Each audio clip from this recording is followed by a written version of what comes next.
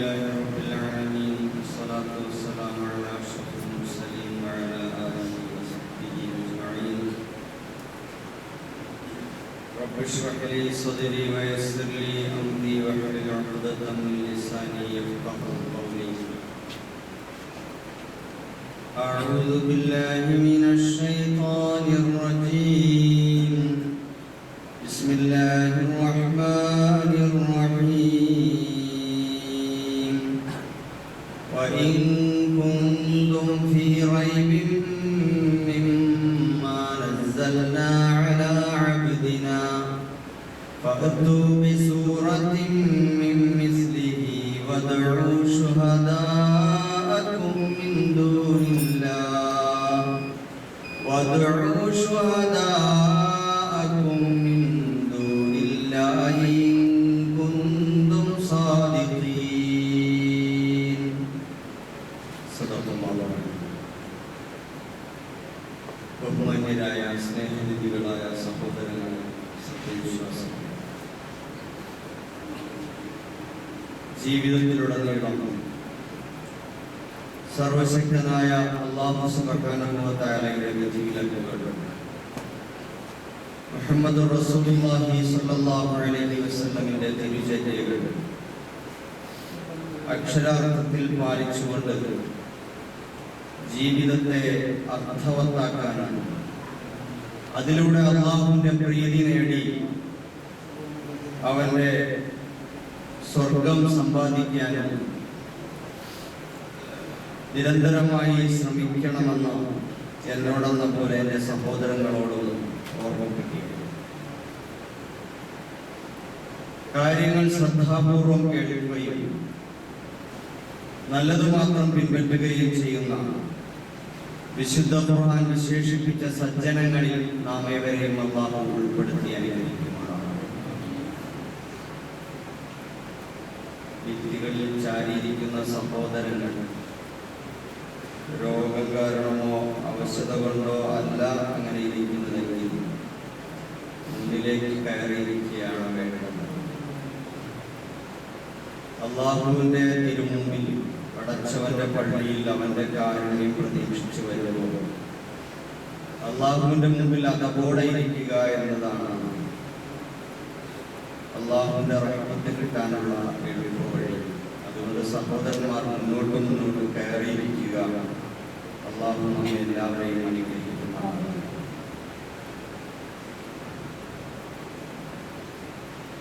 സഹോദരന്മാരെ,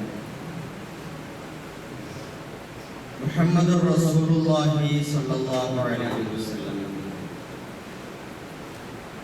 ജീവിതത്തെ എല്ലായ്പ്പോഴും നമ്മൾ അനുസ്മരിക്കുകയും അനുധാവനം ചെയ്യുകയും ചെയ്യേണ്ടത്. അവിടുത്തെ ജീവിതത്തെ അവിടുത്തെ ജന്മമാസത്തിൽ വളരെ കൂടുതലായി ലോകം ചർച്ച ചെയ്യാറുണ്ട്.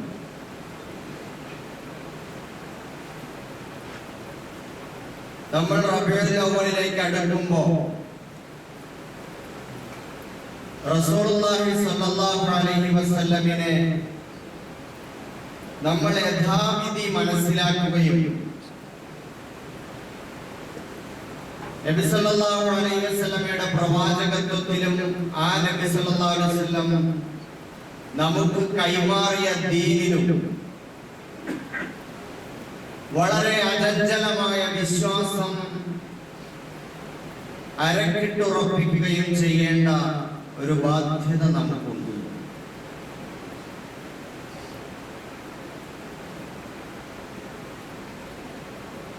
ഇന്ന് പ്രവാചകൻ സല്ലല്ലാഹു അലൈഹി വസല്ലം വളരെ കൂടുതലായി ആളുകളെ ആകർഷിക്കുകയും നബി ജീവിതത്തെ ലോകത്തിന് മാതൃകയായി ഇതര മതസ്ഥരും എഴുത്തുകാരും സാഹിത്യകാരന്മാരും പൊതുപ്രവർത്തകരുമെല്ലാം അവിടുത്തെ ജീവിതത്തെ മാതൃകാപരമായി ഉദാഹരിക്കുന്നത് നമുക്ക് കാണാൻ കഴിയും. അമുസ്ലിം എഴുത്തുകാരുടെ നിരവധി രചനകൾ തന്നെ നബിചരിത്രവുമായി ബന്ധപ്പെട്ട് കാണാൻ കഴിയും. ആ പ്രവാചക ജീവിതത്തിൽ ആകൃഷ്ടരായി ആളുകൾ ഇങ്ങോട്ട് കടന്നു വന്നിരിക്കൊണ്ടിരിക്കുന്നത് കാണാൻ കഴിയും. എന്നതുപോലെ തന്നെ പ്രവാചകൻ മുഹമ്മദ് നബി സല്ലല്ലാഹു അലൈഹി വസല്ലം ലോകത്തിന്റെ മുമ്പിൽ സമർപ്പിച്ച അല്ലാഹുവിന്റെ ദീൻ അത് ഏറ്റവും ഉത്കൃഷ്ടമായി നിലകൊള്ളുകയും അതിലേക്ക് ആളുകൾ ആകർഷിക്കുകയും അതിനെ പിന്തുടരുകയും ചെയ്യുമ്പോൾ പകരം അതിനെ ആശയപരമായി, താത്വികമായി, സൈദ്ധാന്തികമായി, വൈജ്ഞാനികമായി നേരിടുന്നതിന് പകരം അന്ന് മുഹമ്മദ് നബി സല്ലല്ലാഹു അലൈഹി വസല്ലമിന്റെ കാലഘട്ടത്തിൽ ശത്രുക്കൾ സ്വീകരിച്ച യുദ്ധതന്ത്രമാണ് ആധുനിക സമൂഹവും സ്വീകരിച്ചു പോരുന്നത്.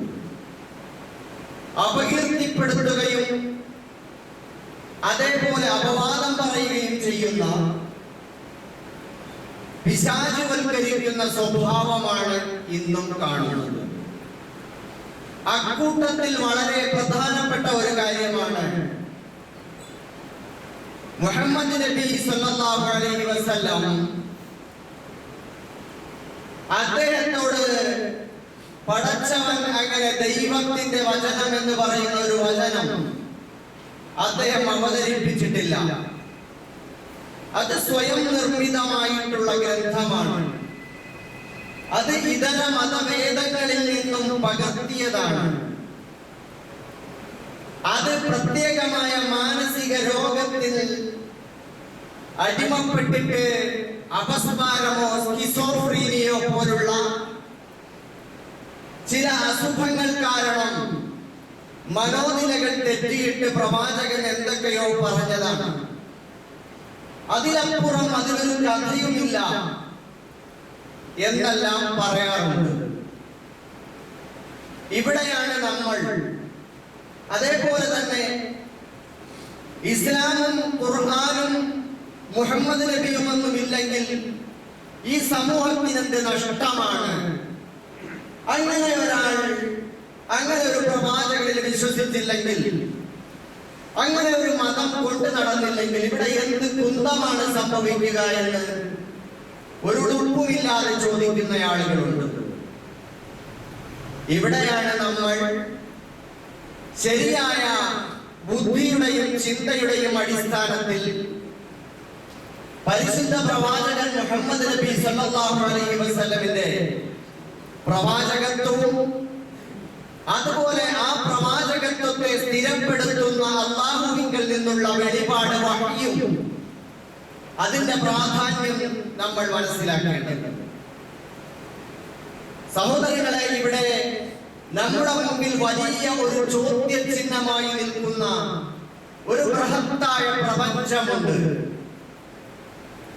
കവിയുടെ വിശേഷണത്തിലുള്ള പോലെ അനന്തം, അജ്ഞാതം, അവർണ്ണനീയം, ഈ ലോകഗോളം തിരിയുന്ന മാർഗം, അതിങ്കലെങ്ങാണ്ട് ഒരിടത്ത് നിന്ന് നോക്കുന്ന മർത്യൻ കഥയെന്ന് കണ്ടു എന്ന് ചോദിക്കുന്ന ആ ചോദ്യം വളരെ പ്രസക്തമാണ്.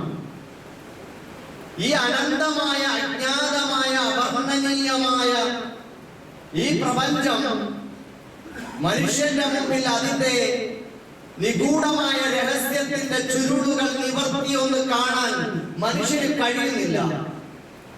ഈ പ്രപഞ്ചത്തിന്റെ പിന്നിലുള്ള രഹസ്യം എന്താണ്? ഇതിന്റെ ലക്ഷ്യം എന്താണ്? മനുഷ്യന് പിടികിട്ടുന്നില്ല.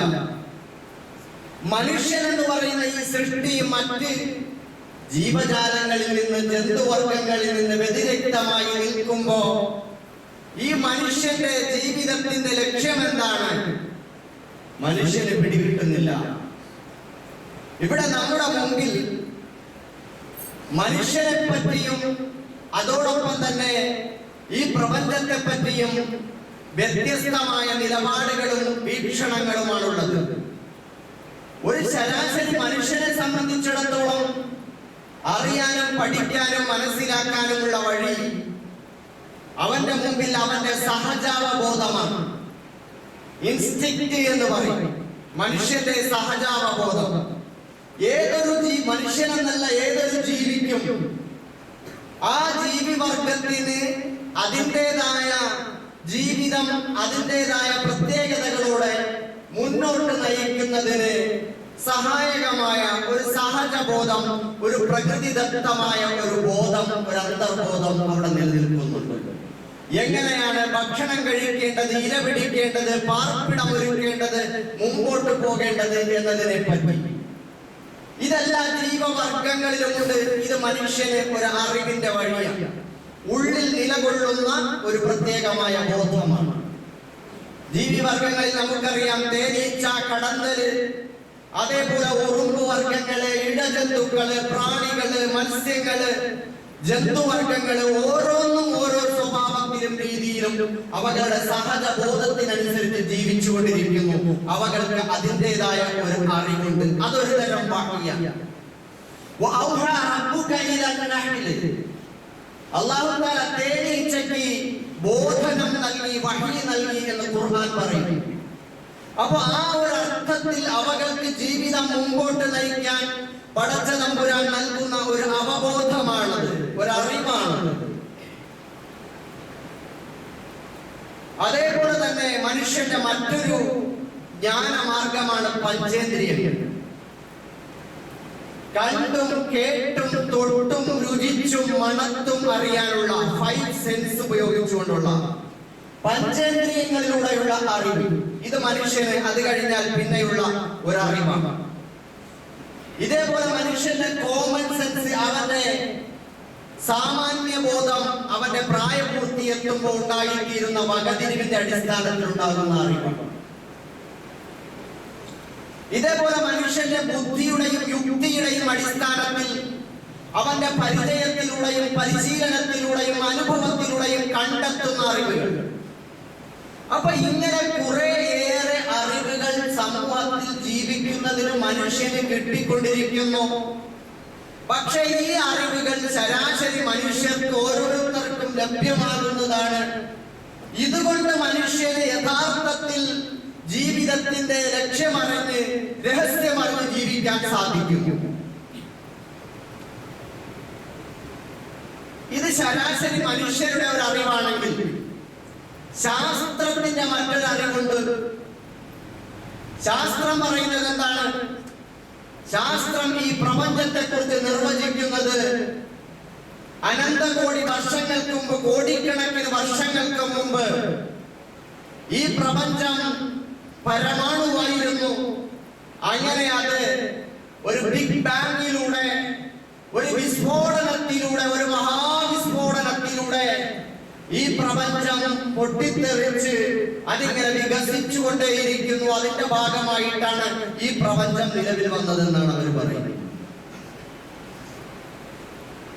മനുഷ്യൻ എങ്ങനെ ഉണ്ടായി എന്ന് ചോദിച്ചാൽ അത് പരിണാമത്തിലൂടെയാണ് ഉണ്ടായി വന്നത് എന്നാണ്. അപ്പൊ അത് മനുഷ്യന്റെ ശാസ്ത്രീയ നാമം ഹോമോ സാപ്പിയൻസ് ആണ്. മനുഷ്യൻ കുരങ്ങിൽ നിന്ന് പരിണമിച്ചുണ്ടായതാണ്. അതിന് ഈ പരിണാമ സിദ്ധാന്തത്തെ അവർ തെളിവായി പറയുന്നു. ഒരുപാട് വൈരുദ്ധ്യങ്ങൾ നിറഞ്ഞ അഭിപ്രായ പ്രകടനമാണ്. ഇതേ ശാസ്ത്രം തന്നെ ഈ പ്രപഞ്ചത്തെ, അതിന്റെ ഉൽപ്പത്തി എങ്ങനെയാണ്, എങ്ങനെ ഉണ്ടായി എന്ന് പറയുന്നു. മനുഷ്യൻ എങ്ങനെ ഉണ്ടായി എന്ന് പറയുന്നു. ഇനി ഈ പ്രപഞ്ചം, അതിനോടൊപ്പം തന്നെ പ്രപഞ്ചത്തിന്റെ രഹസ്യം കണ്ടെത്താൻ, മനുഷ്യ ശരീരത്തിന്റെ പ്രവർത്തനങ്ങളും സ്വഭാവങ്ങളും കണ്ടെത്താൻ അങ്ങനെ വിവിധ ശാസ്ത്ര ശാഖകൾ പ്രവർത്തിപ്പിച്ചുകൊണ്ടിരിക്കുന്നു. എല്ലാ ജുമയും കഥ പറഞ്ഞങ്ങനെ പോകാൻ പറ്റില്ല. വിജ്ഞാനപ്രദമായ ചില കാര്യങ്ങളും കൂടി ഞാൻ പറയാം, നിങ്ങൾ ഉറങ്ങരുത്. അപ്പൊ ഈ അർത്ഥത്തിൽ ശാസ്ത്രം ഇവിടെ ഗവേഷണങ്ങൾ, പര്യവേക്ഷണങ്ങൾ നടത്തിക്കൊണ്ടിരിക്കുന്നു. ശാസ്ത്രത്തിന്റെ പരീക്ഷണ നിരീക്ഷണങ്ങളുടെ അടിസ്ഥാനത്തിൽ നമ്മൾ കണ്ടു, ചന്ദ്രയാൻ ചൊവ്വയിലേക്ക് പോയി. അവിടെ മനുഷ്യവാസം സാധ്യമാകുമോ എന്ന അന്വേഷണമാണ്. കോടിക്കണക്കിന് രൂപ ചെലവഴിച്ച് ഒരുപാട് മാൻ പവർ ഉപയോഗിച്ച് ഒരുപാട് മണി പവർ ഉപയോഗിച്ച് മനുഷ്യൻ നടത്തുന്ന അന്വേഷണങ്ങളാണ്. എന്തിനാണ്?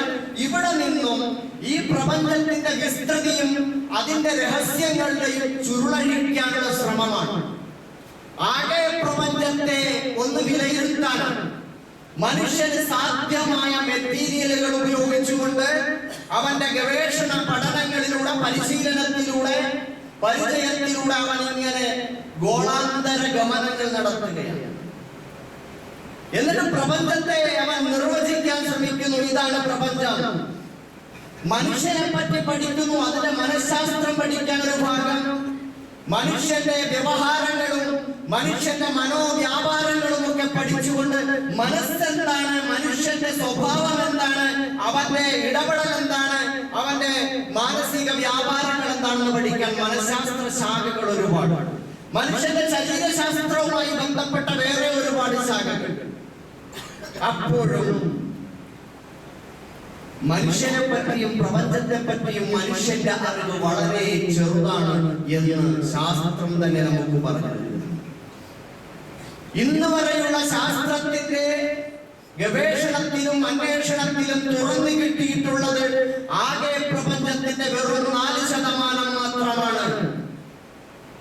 ശാസ്ത്രജ്ഞന്മാരുടെ അഭിപ്രായ പ്രകാരം ഇനി എന്തെങ്കിലും കണ്ടെത്താൻ കഴിയുന്ന ഈ പ്രപഞ്ചത്തിന് കണ്ടെത്താൻ കഴിയുന്ന അറിവ് ആകെ പ്രപഞ്ചത്തിന്റെ ഒരു 15% മാത്രമാണ്. അതിന്റെ അപ്പുറം ഡാർക്ക് മാറ്ററും ഡാർക്ക് എനർജിയുമാണ്. അപ്പൊ അനന്തമാണ്, അജ്ഞാതമാണ്, അവർണ്ണനീയമാണ് ഈ പ്രപഞ്ചം.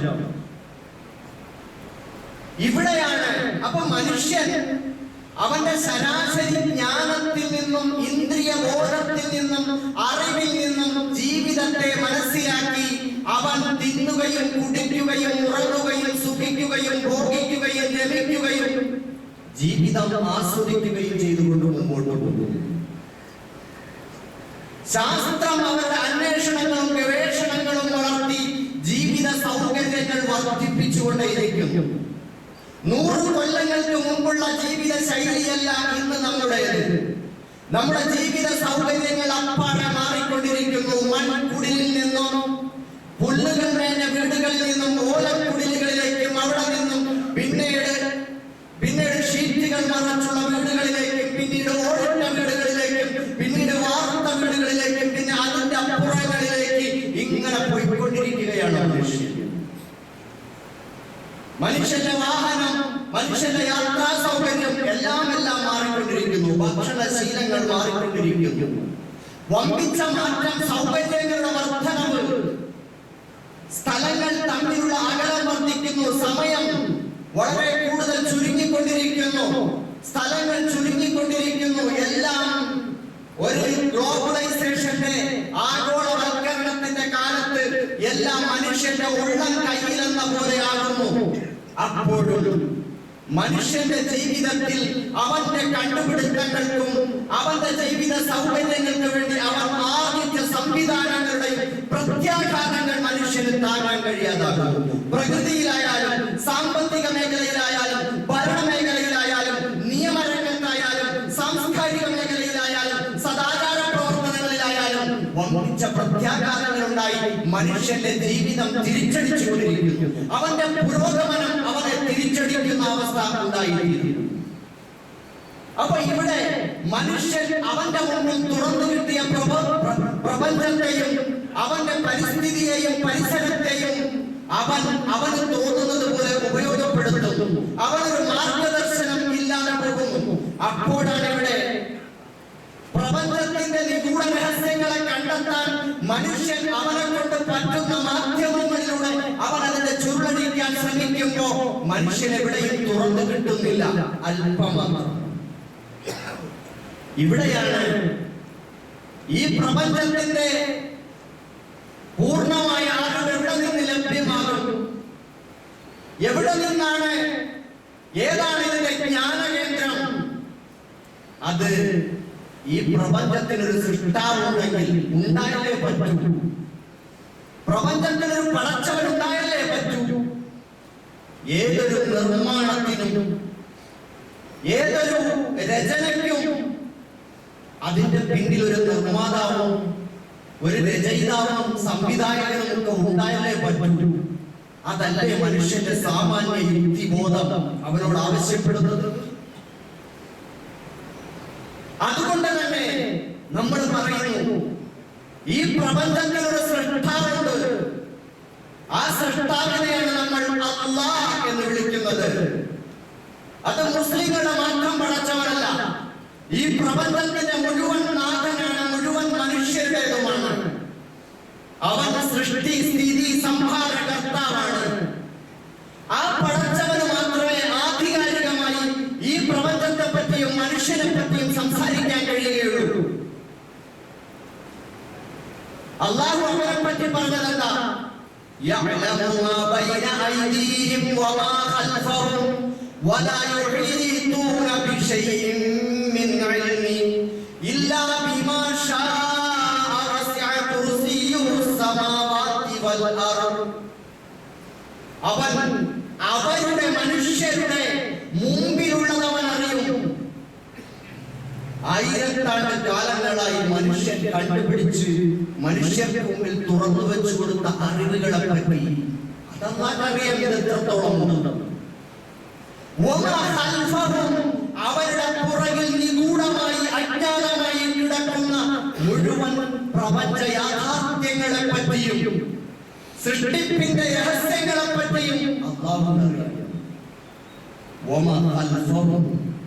ولا يحيطون بشيء من علمه إلا بما شاء. അവർ യാതൊരു അറിവും സമ്പാദിക്കുന്നില്ല. അവർ പര്യവേക്ഷണത്തിലൂടെ, അന്വേഷണത്തിലൂടെ, ഗവേഷണത്തിലൂടെ അവർ കണ്ടെത്തുന്നില്ല. അവൻ ഉദ്ദേശിച്ച ഇത്ര ഭാഗം അവർക്ക് വിട്ടുകൊടുക്കാമെന്ന് തീരുമാനിച്ച ആ പരിമിതമായ ശതമാനമല്ലാതെ അല്പം പോലും അവർ മനസ്സിലാക്കുന്നില്ല. അതുകൊണ്ടാണ് ശാസ്ത്രവും പറഞ്ഞല്ലോ, ആകെ പ്രപഞ്ചത്തിന്റെ 4% മാത്രമേ മനുഷ്യന് തുറന്നു കിട്ടിയിട്ടുള്ളൂ, അറിയാൻ കഴിഞ്ഞിട്ടുള്ളൂ.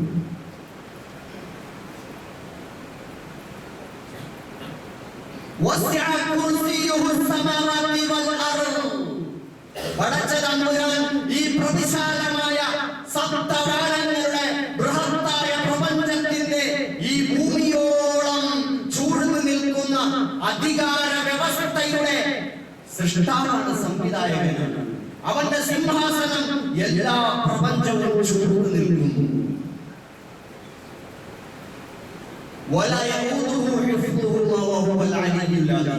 നിങ്ങളെ കാണുന്ന നിങ്ങളുടെ ഈ ഭൂമിയെയും ഈ ബൃഹത്തായ ഈ പ്രപഞ്ചത്തെ മുഴുവനും വാനലോകങ്ങളെയും നോക്കി നടത്തുന്നത് പടച്ചൊരു പ്രയാസമുള്ള കാര്യമാണ്.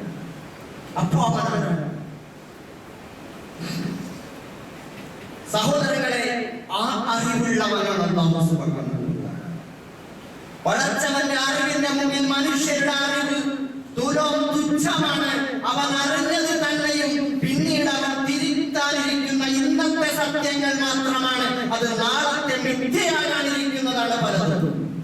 അവന്റെ അന്വേഷണങ്ങൾ, അവന്റെ കണ്ടെത്തലുകൾ, അവന്റെ പരിശോധനകൾ, അവന്റെ ഗവേഷണങ്ങൾ, അവൻ ഇപ്പോൾ ഉച്ചസ്ഥലം ഉദ്ഘോഷിക്കുന്ന ആത്യന്തികമായ സത്യമെന്ന് വിളിച്ചു പറയുന്ന കാര്യങ്ങൾ വരെ നാളത്തെ പ്രഭാതത്തിൽ അസത്യമായി പുനരാനിരിക്കുന്നതാണ്. പടച്ച തമ്പുരാൻ സ്ഥലകാല നൈരന്തര്യത്തിന് അതീതനാണ്. അവൻ പദാർത്ഥേതരനാണ്. അവൻ ഈ സൃഷ്ടി പ്രപഞ്ചത്തിന്റെയും അപ്പുറത്തുള്ളവനാണ്. ഹുവൽ അവ്വലു വൽ ആഖിറു വൽ ളാഹിറു വൽ ബാത്തിൻ വഹുവ ബികുല്ലി ഷൈഇൻ അലീം. അല്ലാഹുവാണ് ആദ്യം, അനാദിയാണ് അവൻ. അവനാണ് എല്ലാത്തിന്റെയും തുടക്കം. അവനപ്പുറം മറ്റൊന്നുമില്ല. വിശുദ്ധ ഹദീസിൽ കാണുന്നത് പോലെ റസൂലുള്ളാഹി സ്വല്ലല്ലാഹു അലൈഹി വസല്ലം ഇന്നക അൻതൽ അവ്വൽ വലൈസ ഖബലക ഷൈ. അല്ലാഹുവേ, നീയാണ് ആദ്യം, നിനക്ക് മുമ്പ് മറ്റൊന്നുമില്ല. വഅൻതൽ ആഖിർ ലൈസ ബഅദക ഷൈ. നീയാണ് എല്ലാത്തിന്റെയും അന്ത്യം, നിനക്ക് ശേഷം ഒന്നും തന്നെയില്ല. വഅൻതൽ ബാത്തിൻ. നീയാണ് എല്ലാത്തിന്റെയും ഉള്ള രഹസ്യം, നിന്റെ അപ്പുറം യാതൊന്നുമില്ല. വഅൻതൽ ളാഹിർ. പടച്ചവനെ, നീയാണ് എല്ലാ തന്നെ ഇല്ല. ലൈസ ഫൗഖക ശൈഇൻ, നിനക്ക് മുകളിൽ യാതൊന്നും തന്നെ ഇല്ല. പടച്ചവനാണ് ഈ പ്രപഞ്ചത്തിന്റെ എല്ലാം. ആ അല്ലാഹു സുബ്ഹാനഹു വ തആലയാണ് മനുഷ്യ നീ ആരാണ്, നീ എന്തിൽ നിന്ന് പടക്കപ്പെട്ടിരിക്കുന്നു, നീ ആരാണ്, നീ എന്ത് ദൗത്യം നിർവഹിക്കണം, നിന്റെ ജീവിതം എങ്ങനെ നയിക്കണം, നാളെ നിന്റെ മുമ്പിൽ വരാനിരിക്കുന്ന മറ്റൊരു തുറക്കപ്പെടാനിരിക്കുന്ന ഒരു ലോകമുണ്ട് എന്നൊക്കെയുള്ള ഉള്ളറ രഹസ്യങ്ങൾ വിളിച്ചു പറയുന്നത് അല്ലാഹുവാണ്. അപ്പൊ പടച്ചവനിൽ നിന്നും അങ്ങോട്ടൊരു ഉപഗ്രഹം അയച്ചാൽ കിട്ടുന്നതാണോ ആ അറിവ്? അല്ല. അവിടെയാണ് മതത്തിന്റെ പ്രസക്തി വരുന്നത്. മതത്തിന്റെ പ്രസക്തി അവിടെയാണ് വരുന്നത്. മതവിശ്വാസികൾക്കിടയിൽ ഇന്ന് നിലനിൽക്കുന്ന സങ്കല്പമനുസരിച്ച് വികലമായ വിശ്വാസങ്ങൾ കാണാൻ കഴിയും. ഹിന്ദു മതത്തെ സംബന്ധിച്ചിടത്തോളം അവർ പറയുന്നത് പ്രപഞ്ചനാഥനായ പടച്ചോൻ ഭഗവാൻ ശ്രീകൃഷ്ണനായി ഭൂമിയിലേക്ക്, മാതാവിന്റെ ഉദരത്തിൽ ജനിച്ച് ഭൂമിയിലേക്ക് മനുഷ്യനായി അവതരിച്ചു എന്നാണ് ഭഗവാൻ ദൈവം. അപ്പൊ ശ്രീകൃഷ്ണ ഭഗവാൻ എന്നവർ വിളിക്കുന്നു. അപ്പൊ ദൈവം മനുഷ്യരൂപമെടുത്ത് ഇവിടെ മനുഷ്യനായി, ദൈവം മനുഷ്യനായി വരുന്നു. ധർമ്മ സംസ്ഥാപനാർത്ഥായ സംഭവാമി യുഗേ യുഗേ. ഇവിടെ അധർമ്മം കൊടികുത്തി വാഴുകയും ധർമ്മം ക്ഷയിക്കുകയും ചെയ്യുമ്പോ മനുഷ്യരെ ഉദ്ധരിക്കാൻ ഓരോരോ കാലത്തും അങ്ങനെ അവതാര പുരുഷന്മാരുണ്ടാകുമെന്നാണ് അവരുടെ സങ്കല്പം. അവതാരം ദൈവം മനുഷ്യനായി വരുന്നു. ക്രൈസ്തവ സങ്കല്പം അനുസരിച്ചും യഹോവയായ ദൈവം മറിയയുടെ ഉദരത്തിൽ ദൈവം മനുഷ്യനായി പിറന്നു, മനുഷ്യനായി ജന്മം കൊണ്ട് യേശുവായി പിറന്നു. യേശു ദൈവമാണ് എന്നാണ്. അപ്പൊ ദൈവം, യഹോവയായ ദൈവം മനുഷ്യനായി ഭൂലോകത്ത് വന്നു. അങ്ങനെ മനുഷ്യൻ ദൈവമായി മാറി മനുഷ്യരെ സമുദ്ധരിക്കാൻ വന്നു. ഇനി ഋഷിമാരും സന്യാസിമാരും ഒക്കെ തന്നെ ആ ചിന്തയിൽ നിന്നും അവർ പറയുന്നത് എന്താണ്? ഉത്താര സങ്കല്പം. അവർ പറയുന്നത് മനുഷ്യൻ ധ്യാനത്തിലൂടെ ദൈവത്തിലേക്ക് അങ്ങ് ലയിച്ചു ചേരുക, എന്നിട്ട് അദ്വൈതം രണ്ടില്ല ഒന്നേ ഉള്ളൂ, അനൽ ഹഖ് എന്ന് ചില സൂഫി വാക്യങ്ങളിലുള്ളത്. ഞാനാണ് സത്യം, ഞാനാണ് പടച്ചോൻ എന്ന് പറയും. അപ്പൊ മനുഷ്യൻ അവന്റെ ഉള്ളിലുള്ള ആത്മാവിനെ ദൈവത്തിൽ പടച്ചവനിൽ ലയിപ്പിച്ച് അവന്റെ ശരീരത്തെ പൊഴിച്ചു കളയുന്ന, രണ്ടും ചേർന്ന് ഒന്നായി, സൃഷ്ടിയും സൃഷ്ടാവും ഒന്നായി തീരുന്ന സങ്കല്പം. അപ്പൊ മനുഷ്യൻ പടച്ചവനായി മാറുക, ദൈവമായി മാറുക. എന്നാൽ പരിശുദ്ധ ഇസ്ലാം എന്താണ് പറയുന്നത്? പരിശുദ്ധ ഇസ്ലാം പറയുന്നത് മനുഷ്യന് ദൈവമാകാനും പറ്റില്ല, ദൈവത്തിന് മനുഷ്യനാകാനും സാധ്യമല്ല. പക്ഷേ മനുഷ്യന് അല്ലാഹു സുബ്ഹാനഹു വ തആല വഹയിലൂടെ ദിവ്യബോധനത്തിലൂടെ വെളിപാടിലൂടെ അവൻ അറിവ് പകരുകയും ഈ ലോകത്തെ മനുഷ്യരെ മുഴുവൻ സൃഷ്ടിച്ച അല്ലാഹു സുബ്ഹാനഹു വ തആല മനുഷ്യരിൽ നിന്നും ഓരോ കാലഘട്ടത്തിലും ഭൂപ്രദേശത്തും ഏറ്റവും യോഗ്യരായ മനുഷ്യരെ അവൻ തിരഞ്ഞെടുത്തു. ദൂതനായി, അവന്റെ ദൂതനായി, അവന്റെ പ്രവാചകനായി. എന്നിട്ട് ജിബ്രീൽ അലൈഹിസ്സലാം മുഖേന അവൻ ബോധനം നൽകുകയാണ്. ജിബ്രീൽ അലൈഹിസ്സലാം അല്ലാഹുവിൽ നിന്ന് കേൾക്കുന്നത് അല്ലാഹുവിന്റെ പ്രവാചകന്മാരുടെ അടുക്കലേക്ക് പോയി അശരീരിയായിട്ടോ അതല്ലെങ്കിൽ നേരിട്ട് മനുഷ്യരൂപത്തിലോ മലക്കിന്റെ രൂപത്തിലോ അവതരിപ്പിച്ചു കൊടുക്കുന്ന രീതിയിൽ അല്ലാഹു തആല പറഞ്ഞു, വമാ കാന ലിബശരിൻ അൻ യുകല്ലിമഹു അല്ലാഹു ഇല്ലാ വഹ്യ. ഒരു മനുഷ്യനോട് അല്ലാഹു സുബ്ഹാനഹു വ തആല സംസാരിക്കുകയില്ല. ഇവനിവിടെ ഇരുന്നിട്ട് സന്യാസിയാവാൻ തീരുമാനിച്ചു, അല്ലെങ്കിൽ വേറെ ധ്യാനത്തിൽ ഏർപ്പെടാൻ തീരുമാനിച്ചു, അങ്ങനെ അങ്ങോട്ട് പടച്ചവരുമായി കണക്ഷൻ സ്ഥാപിച്ച് ഇങ്ങോട്ട് വാങ്ങിയെടുക്കാൻ പറ്റുന്നതല്ല ഈ അറിവ്. ഒരാൾക്കും ധ്യാനത്തിലൂടെ സമ്പാദിച്ചെടുക്കാൻ കഴിയില്ല. മറിച്ച് അല്ലാഹു സുബ്ഹാനഹു വ തആല അവൻ തിരഞ്ഞെടുക്കുന്ന ആളുകൾക്ക് അവൻ ദിവ്യ ബോധനം നൽകുകയാണ്. അല്ലെങ്കിൽ അവൻ മറയ്ക്ക് പിന്നിൽ നിന്നിട്ട് അവൻ ബോധനം കൊടുക്കുകയാണ്.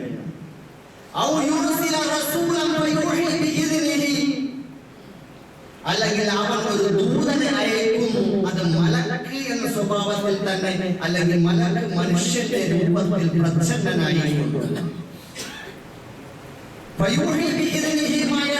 അല്ലാഹുവിന്റെ അനുമതിയോടെ പൂർണ്ണ ഉത്തരവാദിത്തത്തിൽ ആ ദൂതൻ അല്ലാഹു കേൾപ്പിച്ചതുപോലെ ആ പ്രവാചകന് വഹീ കൊടുക്കുന്നു, സന്ദേശം കൈമാറുന്നു. ഇന്നഹു അലിയ്യുൻ ഹകീം, അവൻ മഹോന്നതനും അവൻ ബുദ്ധിമാനാണ്. സഹോദരങ്ങളെ, ആ അർത്ഥത്തിൽ ആത്മബോധത്തിലൂടെ മറയുടെ പിന്നിൽ നിന്ന് ജിബ്രീൽ മുഖേനയെല്ലാം അല്ലാഹു സുബ്ഹാനഹു വ തആല പ്രവാചകന്മാർക്ക് വഹീ നൽകിയിട്ടുണ്ട്. നമ്മുടെ നബി മുഹമ്മദ് റസൂലുള്ളാഹി സ്വല്ലല്ലാഹു അലൈഹി വസല്ലം നബിയുടെ 40ാമത്തെ വയസ്സ് ചെന്നപ്പോൾ ആദ്യത്തെ 6 മാസത്തോളം കാലം മിസ്ല ഫലത്തി സുബ്ഹ്, പ്രഭാതത്തെ പച്ച പട്ടാപ്പകൽ പോലെ തെളിയുന്ന സ്വപ്നങ്ങളാണ് നബി കണ്ടിരുന്നത്. അർറിയ സാദിഖ, സത്യസന്ധമായ സ്വപ്നങ്ങൾ കാണുന്നത് പതിവായി. കാണുന്ന സ്വപ്നങ്ങൾ പകലിൽ പുലർന്ന് കാണുകയാണ്. അത്ഭുതമായി എന്താണ്? പകലിൽ നടക്കാനിരിക്കുന്ന കാര്യങ്ങൾ രാത്രിയിൽ കാണുക. നബി സല്ലല്ലാഹു അലൈഹി വസല്ലം ഇത് നിരന്തരമായപ്പോ പടച്ചവനുമായി ഒറ്റയ്ക്കിരിക്കണമെന്ന് തോന്നി ജബൽ നൂറിൽ ഹിറാ ഗുഹയിൽ അങ്ങനെ ഇരിക്കുന്നു. നബിക്കറിയില്ല എന്താണ് വഹി എന്നറിയില്ല. ലാ അദ്രി മൽ കിതാബു വൽ ഈമാൻ, ഒരായത്തിൽ സൂചിപ്പിക്കുന്നത് പോലെ ഈമാൻ എന്നോ കിതാബ് എന്നോ താങ്കൾക്ക് അറിയുമായിരുന്നില്ലല്ലോ. എനിക്ക് വഹി കിട്ടട്ടെ എന്ന് വിചാരിച്ചിട്ട് നബി ധ്യാനത്തിലിരുന്നതല്ല. നബിക്കറിയില്ല ഇതെന്താണ്. അല്ലാഹുവിനെ പറ്റി ചിന്തിക്കുന്നു, കഅബയെ നോക്കിയിരിക്കുന്നു. അങ്ങനെ ഇരിക്കുമ്പോഴാണ് ഒരു സന്ദർഭത്തിൽ ജിബ്രീൽ അലൈഹിസ്സലാം ആ ഗുഹാമുഖത്ത് വന്ന് നിന്ന് ഇഖ്റ ബിസ്മി റബ്ബിക്കല്ലദീ ഖലഖ് എന്ന് ആവശ്യപ്പെടുന്നു.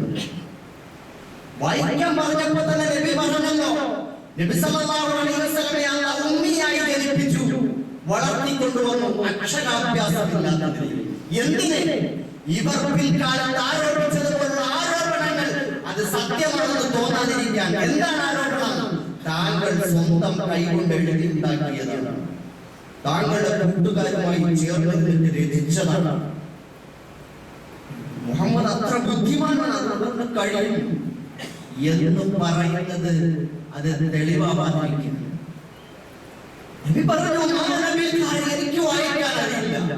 വീണ്ടും ആവശ്യപ്പെട്ടു. എനിക്കറിയില്ല. ജിബ്രീൽ ആശ്ലേഷിച്ചു. അല്ലാഹുവിന്റെ സഹായത്തോടെ നബി സല്ലല്ലാഹു അലൈഹി വസല്ലം പറഞ്ഞത് വായിക്കാൻ തുടങ്ങി. അത് ഹൃദയത്തിലേക്ക് സന്നിവേശിപ്പിക്കപ്പെട്ടു. നബി ചൊല്ലിക്കൊടുത്തത് വായിച്ചു. ഇഖ്റ ബിസ്മി റബ്ബിക്കല്ലദീ ഖലഖ്, ഖലഖൽ ഇൻസാന മിൻ അലഖ്, ഇഖ്റ വറബ്ബുക്കൽ അക്രം അല്ലദീ അല്ലമ ബിൽ ഖലം, അല്ലമൽ ഇൻസാന മാ ലം യഅലം. സുബ്ഹാനല്ലാഹ്, സദഖല്ലാഹു അലീം. അല്ലാഹു സുബ്ഹാനഹു വ തആല ലോകത്തിന്റെ മാർഗ്ഗദർശനത്തിന് അന്ത്യപ്രവാചകന്റെ ആദ്യത്തെ വാക്യം ആയി അല്ലാഹു അവതരിപ്പിച്ചു. മുമ്പ് കഴിഞ്ഞുപോയ പ്രവാചകന്മാരുടെയൊക്കെ അവർക്കൊക്കെ അല്ലാഹു കൊടുത്തിട്ടുള്ള അത്ഭുതം എന്താണ്?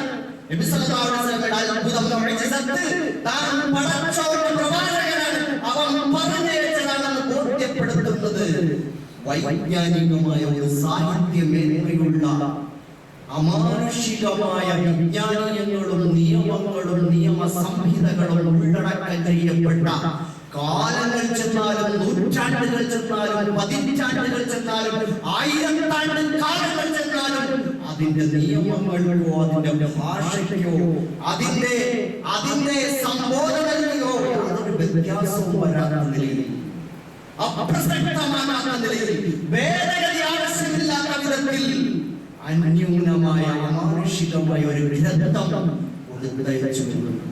മൂസാ നബി അലൈഹിസ്സലാത്തു വസ്സലാമിന് കൊടുത്തതുപോലുള്ള അത്ഭുത വിദ്യകളല്ല മുഹമ്മദ് നബി സല്ലല്ലാഹു അലൈഹി വസല്ലം കൊടുത്തത്. ഈസാ നബി അലൈഹിസ്സലാമിന് കൊടുത്തതുപോലുള്ള ആ രോഗശാന്തി ശുശ്രൂഷകളല്ല അല്ലാഹു അത്ഭുതമായി കൊടുത്തത്. എങ്കിൽ ആ പ്രവാചകന്മാരുടെ കാലത്തോടെ ആ ഇന്ദ്രജാല പ്രകടനങ്ങളും അത്ഭുത വിദ്യകളും ആ കാലഘട്ടത്തിൽ അത് പ്രവാചകനാണ് എന്ന് തെളിയിക്കാൻ ആ കാലഘട്ടത്തിന്റെ ആയുസ്സിന് മാത്രമേ പറ്റുമെങ്കിൽ, ആ കാലത്തേക്ക് മാത്രം പരിമിതമായിരുന്നെങ്കിൽ, അന്ത്യ നാൾ വരെ നീണ്ടു നിൽക്കുന്ന ജനവിഭാഗത്തിന്റെ മുമ്പിൽ മുഹമ്മദ് സ്വല്ലല്ലാഹു അലൈഹി വസല്ലം അല്ലാഹുവിന്റെ പ്രവാചകനാണെന്ന് തെളിയിക്കാൻ അന്ത്യനാൾ വരെ നീണ്ടു നിൽക്കുന്ന അതിമഹത്തായ ബൃഹത്തായ തുല്യതയില്ലാത്ത മഹത്തായ അമാനുഷിക ദൃഷ്ടാന്തം ആവശ്യമാണ്. അത് വൈജ്ഞാനികമാണ്, അത് സാഹിത്യപരമാണ്, അത് നിയമപരമാണ്, അത് ജീവിത വ്യവസ്ഥാപരമാണ്, അത് തത്വശാസ്ത്രപരമാണ്, അത് ദാർശനികമാണ്, അത് സൈദ്ധാന്തികമാണ്. ലോകത്തോട് വെല്ലുവിളിക്കുന്നു വിശുദ്ധ ഖുർആൻ. സഹോദരങ്ങളെ, മുഹമ്മദ് നബി സല്ലല്ലാഹു അലൈഹി വസല്ലം നമ്മുടെ മുന്നിലേക്ക് കൊണ്ടുവന്നു തന്നത് ആ കാലഘട്ടത്തിൽ ആരും എഴുതിയുണ്ടാക്കിയതല്ല. അത് ലോകത്തിന്റെ ദിശ മാറ്റിമറിച്ചു. നിങ്ങൾ നോക്കൂ, ആളുകൾ ജൽപ്പിച്ചു ആ കാലഘട്ടത്തിൽ ഇത് ഭ്രാന്തനാണ്, മാരണക്കാരനാണ്, കർത്താവ് വ്യാജനാണ് എന്നെല്ലാം പറഞ്ഞ് പ്രചരിപ്പിക്കാൻ ശ്രമിച്ച മുഹമ്മദ് റസൂലുള്ളാഹി സ്വല്ലല്ലാഹു അലൈഹി വസല്ലം ഇഖ്റാനിൽ തുടങ്ങി അവസാനത്തെ ആയത്തിലേക്ക് എത്തുമ്പോൾ 23 വർഷക്കാലം കൊണ്ട് ഒരു മഹത്തായ ഉത്കൃഷ്ട സമൂഹത്തെ ലോകത്തിന്റെ മുമ്പിൽ തുല്യതയില്ലാത്തവരായി മുന്നോട്ട് വെച്ചു. ആ സമൂഹം പിന്നീട് അങ്ങോട്ട് വിശുദ്ധ ഖുർആൻ കയ്യിലേറിക്കൊണ്ട് ചരിത്രയാത്ര നടത്തി ഭൂഖണ്ഡങ്ങൾ കീഴടക്കി. ഇന്ന് ലോകത്ത് കോടിക്കണക്കിന് വരുന്ന അനുയായികളുണ്ട്, രാഷ്ട്രങ്ങളുണ്ട്. ആ പരിശുദ്ധ ഇസ്ലാം ലോകത്തിന്റെ മുമ്പിൽ സജീവമായി നിൽക്കുന്ന ഒരു ദർശനമായി, ജീവിത വ്യവസ്ഥയായി നിൽക്കുന്നു. പരിശുദ്ധ ഖുർആൻ അല്ലാഹു തആല തന്നെ പറഞ്ഞു, ഇന്നാ നഹ്നു നസ്സൽനാ ദിക്റ വ ഇന്നാ ലഹു ലഹാഫിദൂൻ. ഈ ഖുർആനിനെ നാമാണ് അവതരിപ്പിച്ചത്, നാം തന്നെ സൂക്ഷിക്കുമെന്ന്.